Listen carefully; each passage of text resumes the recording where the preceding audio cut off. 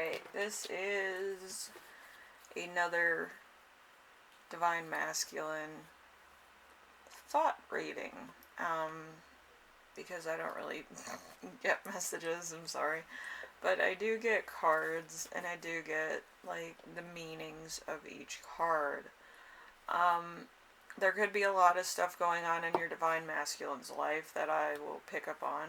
If it resonates, it resonates. If it doesn't, it doesn't. Some of this will, some of it won't. There's also a chance that there's a third party involved. It doesn't have to be. It could also be work related issues as well. Also, there could be some health issues going on too, or somebody might have passed. I picked up on that last time. But this is a twin flame reading. So if you had somebody get sick, ill, or pass, they probably had somebody get ill, sick, or pass. Okay? So just so everybody knows. If it goes into morbidsy, sorry. But if it's kind of, loosey-goosey, usually twin flames are kind of mirroring each other, so if you're having trouble, they're having trouble. So let's get into the reading with the first card. We have the Three of Swords. The Three of Swords, there could be a vain effect on managing a situation, either with you, work, or personal issues that they're facing. A talented person in the wrong field. Could be you or them they're thinking about, either or. Or maybe both of you need to change of jobs where you kind of work beside each other. And then we have a breakdown in communication, a warning, sending hate mail or poison pen letters. So there's somebody who is trying to do the wrong thing or blackmail you in some way, and they're trying to prevent it. There could also be some blackmail coming their way where it's kind of like a threat, saying that, oh, since you like this person more than me, I'm going to do this, this, and this. So they're kind of not communicating with you in order to save your life, which is romantic, but also a little bit twisted too, but that is life. There's problems communicating with children, so it could be their children with you, or their children that they had with this third party, or maybe they have nieces and nephews that they're talking with, and maybe they're totally like on different wavelengths. So, it could be a little bit difficult. There could also be some heartache here. They could have lost somebody, a child, or somebody, or it could be over you, because twin flames, they feel each other for whatever reason, and sometimes they don't at all. So if there's a disconnect, there's probably not an energy that you feel that's warming your heart or telling you to move forward or whatever.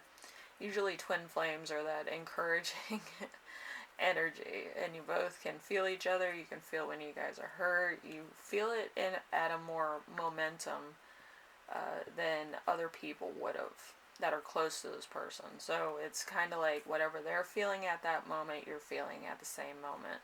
And it might come out of total nowhere. Some people are like, oh, that's depression.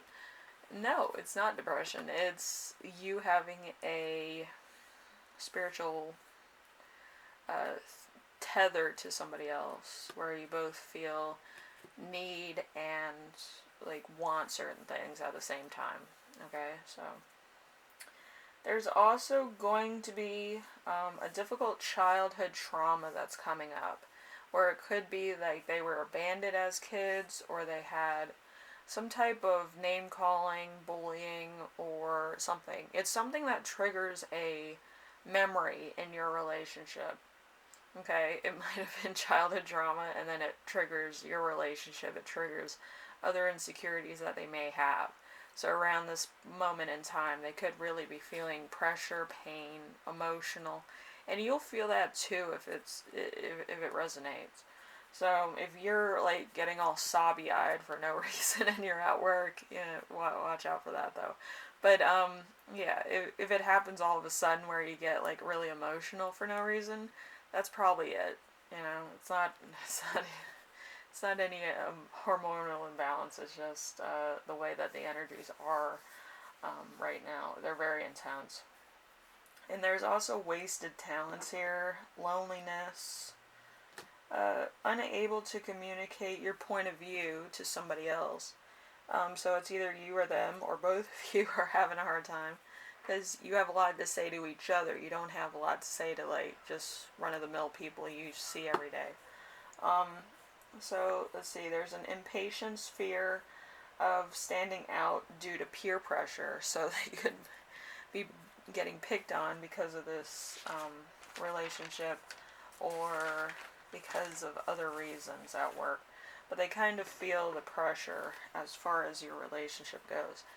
There's also a fear of getting hurt with this relationship. You might be dating somebody else, or you might be interested in somebody else, or you might not be talking to them because of an instance where there was a falling out. You're also hiding yourself away, so you're not really in the public eye. You might be working from home, you might be going to school, you might be bettering yourself. Some people do that when they're not at work, so it just might be a time where you're just out of work, or you're out of the public eye doing some self-care or doing some shadow work yourself, because a lot of things are triggering you at the moment. You're upset, you're angry, you're kind of going through a lot of mood swings because something personal happened in your life too. So they can handle it, but you're probably like back and forth. You're like, I don't know what to do about this. I don't know what to do about that. I need to handle this, and then I need to move past it. And it's kind of in that loop of going through a pattern of emotional needs. Okay? And emotional needs can be anything from needing food, time, emotional, um, sympathy or tenderness, that type of thing. So, let's see. There's a long distance relationship, a breakup in a relationship. So, this person could live in a different country or a great distance away from you, and they don't feel it necessary to come near you at the moment because they could be working, or they could be dealing with their own stuff. Or maybe they don't know how to start the conversation.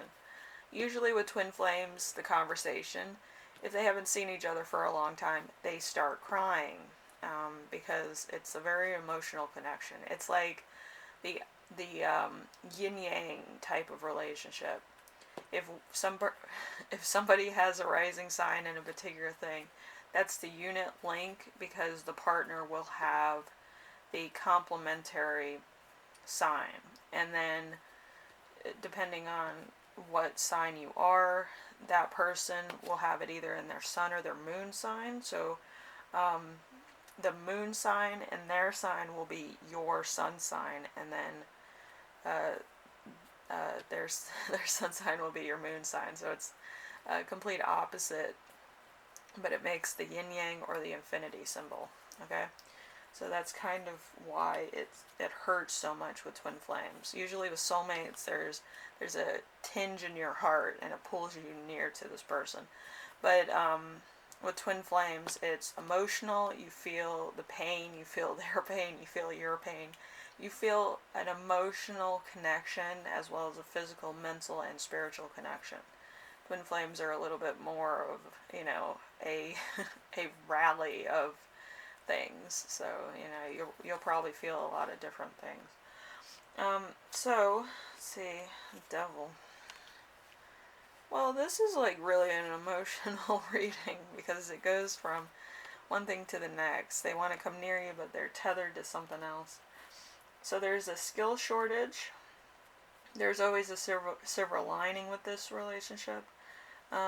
They feel like you're being bullied, or they might be feeling bullied themselves because of the situation.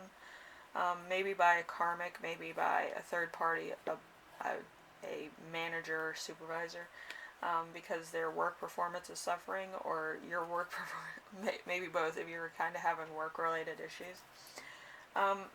So let's see, someone acting very impulsive, even repetitive behavior. So you could be going through patterns. They're going through patterns. That's how they kind of called it. a strong person that can break temptations. So this could be you, because you're not contacting them, you kind of moved on from this. You probably want more of a stabilization in this relationship, but one person can't stabilize a twin flame relationship. Both of you kind of have to be like, alright, you're the leader in this, and I will be the follower. Anything you say, the boundaries you put up, I have to respect. And that's kind of how twin flames kind of work.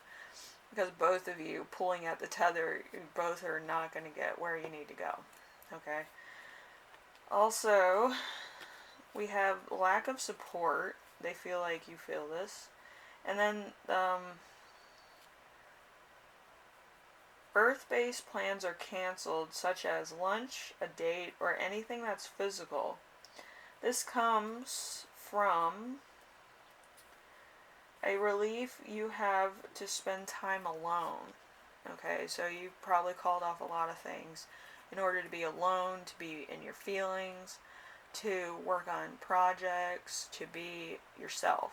You know, sometimes it gets too emotionally contrived into stuff, so you might have some personal things that you need to take care of. That's why you kind of pulled away from this relationship or work or other things, because of different things. Alright, so we also have a big life change, necessity of a big change in one's life, a end of a struggle, seeing a situation that had to end as it began, or getting a new perspective on a certain situation that's been dying. So this relationship or situation this person has with another person is dying. The karmic relationship's breaking down. Your relationship's breaking down, because like, twin flames have a limited amount of energy that they share amongst each other. Dealing with outside forces could actually tire you out if you're in a twin flame relationship. So if you're in a twin flame relationship, you'll know. You'll be like, I'm exhausted, I need to sleep. Or you'll get sick very easily, or like you'll have indigestion, which it has to do with like kind of being on a roller coaster ride, you know, but in the more spiritual, mental situation where you don't know if you're coming or going, you know. You're just like, I need to stop something in my life from happening, or I need to handle something that I've kind of been neglecting in my own life. So you'll probably be away from this person for a while. You might not be contacting this person, because there's a lot of stuff in your life that you need to take care of. And in order to do that, it's a sacrifice. That's why it hurts a lot, or you kind of feel like winded or tired, or you feel emotional, or you feel like other people wouldn't understand, because it's more of a feeling than it is a actual like, you know, talking or participating in physical contact. So it's all emotional, okay? And you might think it's in your head, but no. Twin flames, you all met on your 6th cycle. Twin flames usually do. So if you met on your 6th cycle, this is probably either your 6th cycle or it's your 12th cycle, or 11th cycle in life. So I could go over the schematics of twin flames and all that stuff, but usually with the 6th house, it has to do with responsibilities, and twin flames usually take the highest responsibility. That's why they would meet on the 6th cycle of their reincarnation in life. Okay, so let's see. Seeing a situation that had to end. We have being diplomatic in regards to the end of a relationship or a friendship.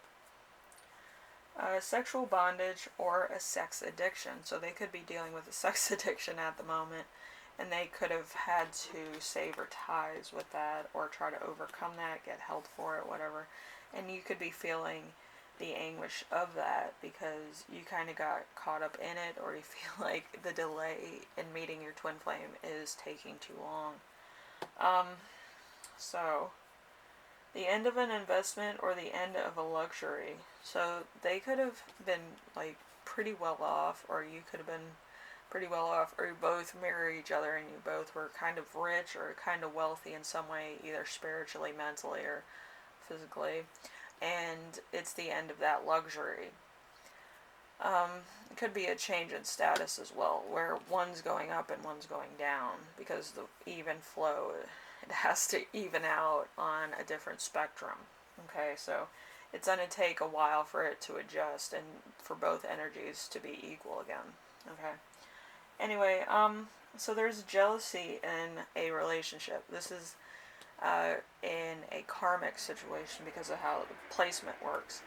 But also, this person that they're with is jealous about your connection with them and um, their connection with other people, because they could be they could be well known. They could be an influencer or famous or some degree of fame, but the way other people look at them, they're jealous about that as well. So this third party kind of has a lot of insecurities. Alright, and then we have the Page of Swords. The Page of Swords is worrying about gossip, rumors, a talented person, engineering, contracting, a talented salesperson, a strong and clever person. We also have resisting the urge to talk to somebody, so they might really want to talk to you. Alright, let's see. The Divine Masculine always is the one that's urged to make money. When they stop the cycle of making money because they have other interests or they have other needs, they have to kind of pick and choose what they decide on, because it's going to be a big weight in their life. If they have an addiction, that's a big weight. They have to lift that out and kind of get into more of a stable relationship, which is very hard because it's a shift. A lot of people have other addictions, but you have to remove that in order to get a more stable situation on your addiction. Usually people go through that therapy where it gives them a new perspective on why they have an addiction to it. And then it goes into more healthy addictions where it would be like working out or making money, advertising, stuff like that.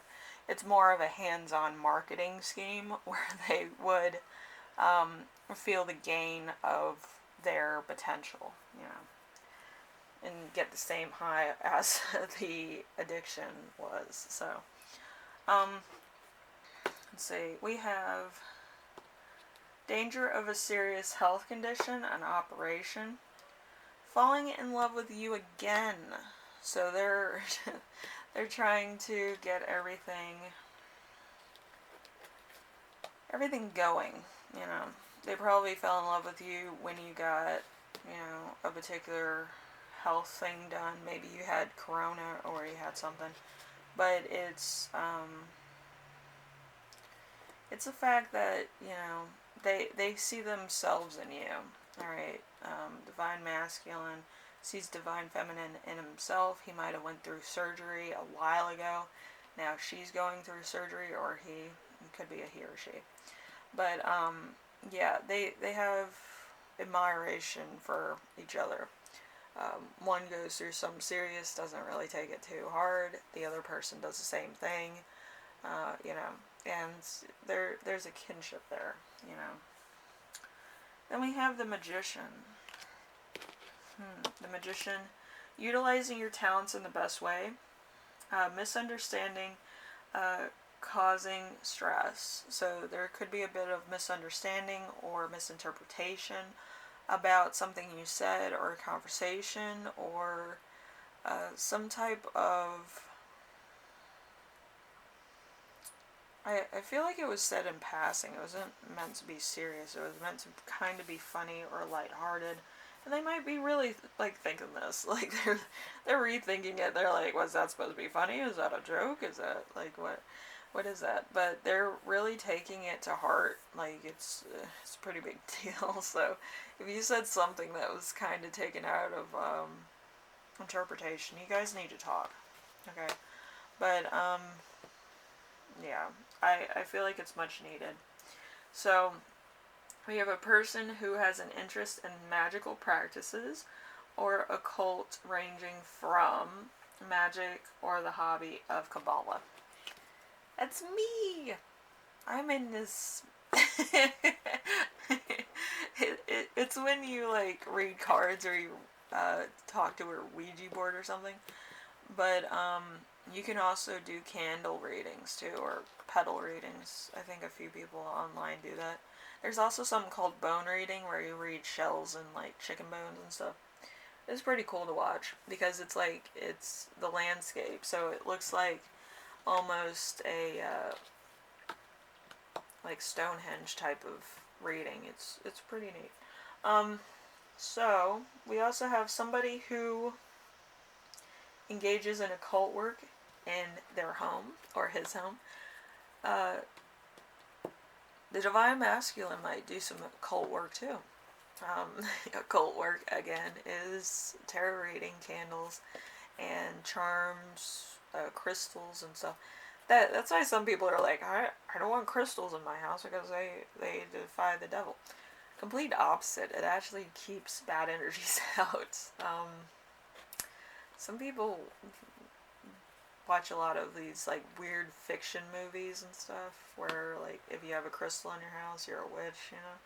But most of the time it's just people that need spiritual inspiration, and through crystals like you can see like different images and confirmations, you know, and it helps your eyes focus on light sources and light existence.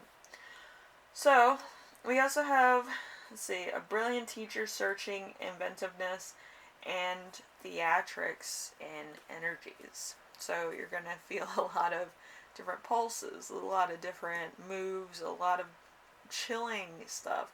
But yes, it's healing the connection. If you feel really cold and then really odd, it's actually healing the thing. But if you start getting sick, then that's totally something else. But usually, if you feel motivated, usually that's a healing force for the connection, because one of you is trying to heal it and one of you is trying to be motivated by it, and vice versa. When you're on downtime, you're motivating the other twin flame. Okay? So, you both can mirror each other later on. Interesting. Alright, so we also have maybe in to dealing occult supplies or being a magic apprentice. Magic apprentice is fun, but you might be playing Magic the Gathering, which you know is fine. I used to play Magic the Gathering, and then I was like, this is pointless. But anyway, yeah, you can play it. I wouldn't recommend it. I would probably play that other game. What is it called? Pathfinders, D&D. And you can use your skill of occult studies to do that. Which is a lot of fun because people will be like, you know stuff about occult studies, or you know stuff about necromancy? Yeah, necromancy is fun. But don't go down the rabbit hole of the whole history of it. It gets a little weird. You can read chicken bones and shells and stuff, but don't go too far into the Everglades with that one. But yes, it's fun. So, inventing something a strong communicator can mean a rock solid relationship. So you might be going through that. This is going to be a long card reading because I do have half the deck in my hands. So there's going to be a part 2. I already know. Anyway, let's see. Having a feeling been trifling with cheating or a feeling of home with a person in your life. So somebody's comfortable in a third party situation or with you, or something else. But there's something here that's not 100% stirring the Kool-Aid. So let's see. There's also a new person that gives you a spark or a deep connection. So, Divine Feminine, you probably have a soulmates connection.